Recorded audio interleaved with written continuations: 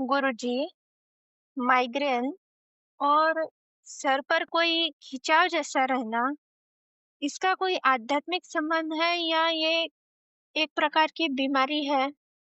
ऐसा है, ये तो दोनों वजह से हो सकती है। माइग्रेन एक बीमारी भी होती है, तो उसका तो आप इलाज करवा सकते हो।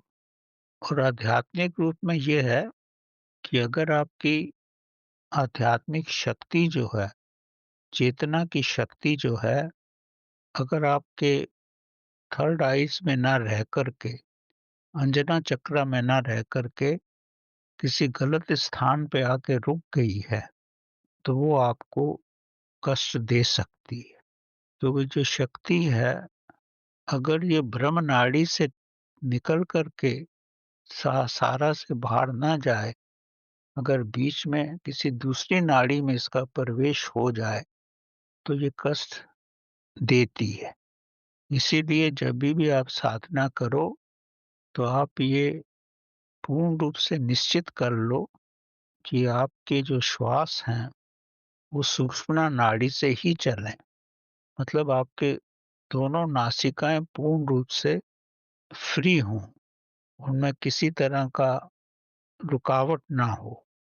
तो ही सूक्ष्म नाड़ी से प्रवाह होगा। और तब अगर आप ध्यान की अवस्था में हों, तो फिर ये कष्ट नहीं होगा।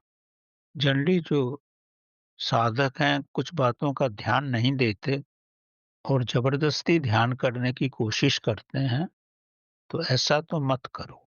ध्यान एक स्वाभाविक अवस्था है, इसको संकल्प से लाने की कोशिश मत करो। अगर सब कुछ पूर्ण रूप से ठीक होगा, तो ध्यान की अवस्था स्वयं ही आ जाएगी और आपकी शक्ति कहीं पर भी रुकेगी नहीं, सीधी ही सहस्रारा से बाहर जा सकती है। आपके अनंत नाद में, आपके हृदय चक्र में 3 द्वार होते हैं, उन द्वारों के नाम अलग-अलग हैं। अगर एक बीच के द्वार से ही शक्ति निकलती है, तो ही वो सीधी ब्रह्मनाद में जाती है। अगर किसी गलत से दूसरे दीवार से निकल जाए, तो वो कहीं भी आके रुक जाती है और फिर कष्ट देती है। अगर आपकी ऐसी अवस्था होती है, तो 1-2 दिन के लिए ध्यान बंद कर दो और फिर अपने आप को पूर्ण रूप से पवित्र करके और फिर ध्यान में लगो परमात्मा से प्रार्थना करके। तो अगर कोई और प्रॉब्लम नहीं है, तो आपका आपकी शक्ति जो है ब्रह्म नाड़ी से होकर ही निकलेगी।